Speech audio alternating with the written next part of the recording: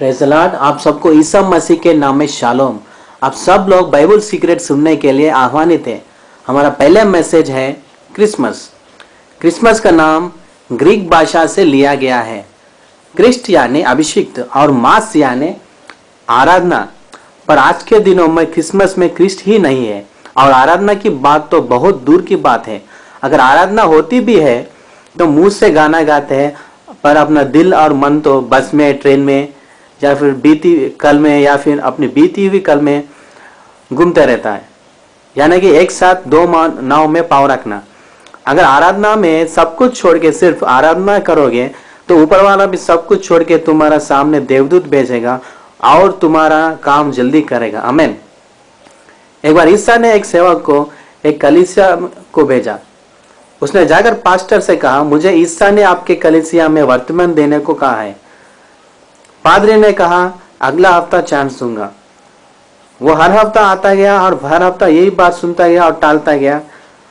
तब सेवक ने उसने कहा है, हर हफ्ता अगले हफ्ता चांस दूंगा, अगले हफ्ता चांस दूंगा, और हर हफ्ता इसी बात टालता गया। तब सेवक ने तंग होके प्रार्थना की ईसा मसीह से, मुझे कहीं और भेजो प्रभु, मैं 2 महीनों से कोशिश कर रहा हूं और तंग हो चुका हूं। ईसा ने कहा, तुम सिर्फ 2 महीने में तंग हो चुके हो, मैं तो 20 साल से कोशिश कर रहा हूं कि इस कलीसिया से बात करूं, पर कोई मुझे मेरी बात सुनता नहीं और मुझे कोई जगह देता नहीं। मैं पूछता हूं, क्या आपकी कलीसिया में ईसा है? क्या आपके कलीसिया में ईसा मसीह के लिए जगह है या सिर्फ पॉलिटिक्स के लिए जगह है? कुछ साल पहले जापान के देश में एक रिपोर्टर ने एक नारी को पूछा जो कि बहुत खुशी से नाच रही थी क्रिसमस के मौके पर, और वह बहुत पी हुई थी। उससे पूछा गया, क्या आप जानते हैं क्रिसमस होता क्या है और क्यों बनाते हैं?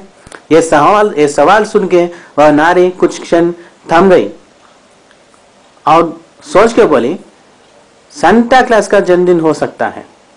रिपोर्टर ने कहा, जी ये बात गलत है, गलत जवाब है। तब वह फिर सोची और कहने लगी, मैं तो बचपन से यही समझ रही हूं, तो फिर सांता क्लॉस कौन है? रिपोर्टर ने कहा, मुझे नहीं पता। सिर्फ उसे ही नहीं, क्रिश्चियंस को भी नहीं पता कि सांता क्लॉस कौन है। आज दुनिया भर में रेस्टोरेंट, शॉपिंग मॉल्स और चर्चेस में भी सिर्फ सांता क्लॉस ही नजर आता है और बहुत पैसा खर्च होता है। आपको पता है, हर साल सांता क्लॉस के लिए दुनिया भर में 7 लाख करोड़ खर्च किया जा रहा है। इससे अच्छा होता है ये पैसा किसी गरीब को देते। और क्रिसमस ट्री के लिए भी बहुत खर्चा होता है। क्या आपको पता है, आज सारी दुनिया में क्रिस्ट की जगह सांता क्लॉस ने ले लिया है।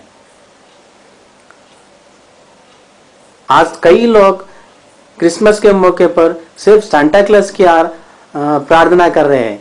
सांता क्लॉस के नाम पे प्रार्थना हो रही है। ऐसा ना हो कुछ दिन के पास कि सांता क्लॉस के नाम पे चर्च भी बन सकता है। उससे पहले कि अपने दिल में से ऐसा काम इससे पहले ना हो कि सांता क्लॉस के नाम पे चर्च बने और बहुत से भगवान बनाए।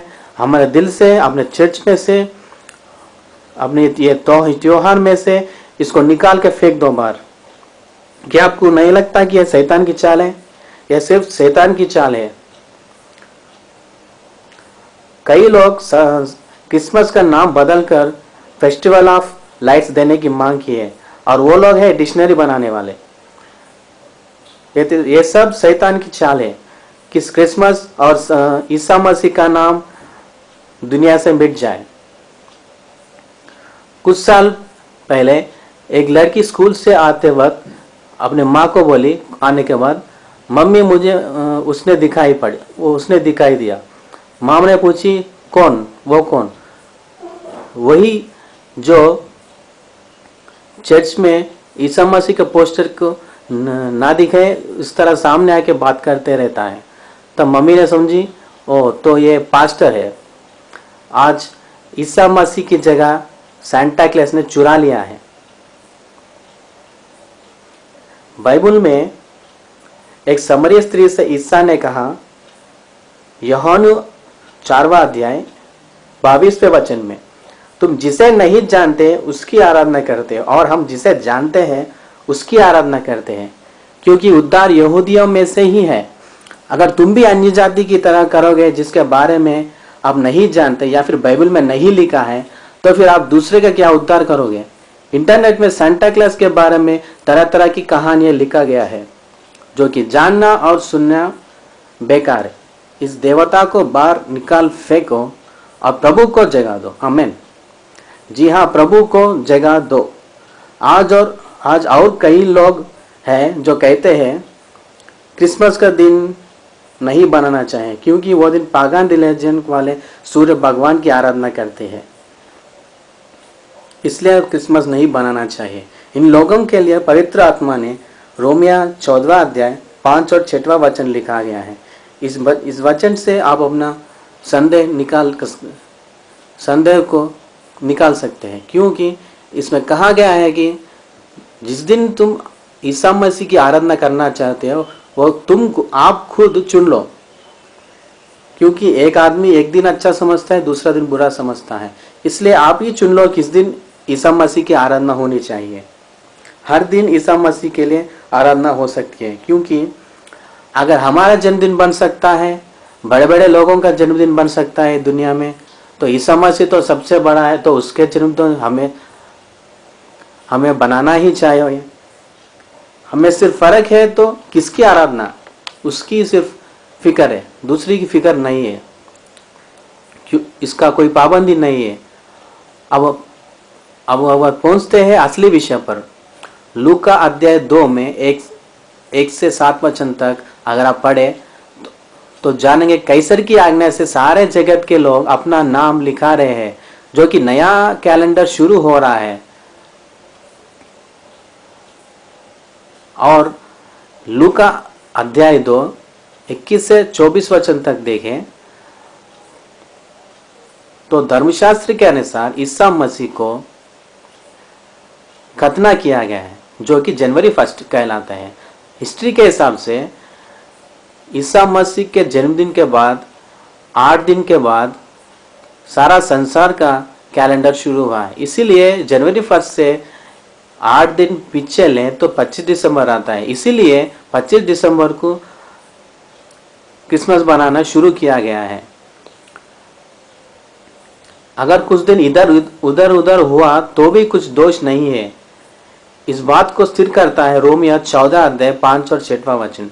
कोई फ्राइडे को मुख्य दिन समझता है तो कोई सैटरडे को, जो कि शब्बत कहलाता है, यानी कि विश्राम दिन, और कोई संडे को मुख्य दिन मानता है।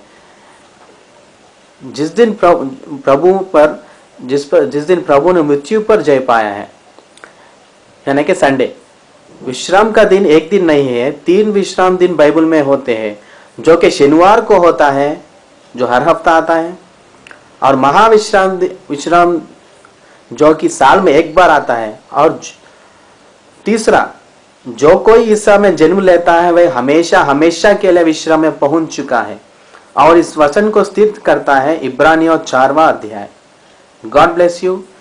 अब और कोई संदेह हो तो अगले वीडियो में मिलेंगे, और मुझे फोन करना, ईमेल करना। ईसा मसीह के नाम पे आमीन। God bless you.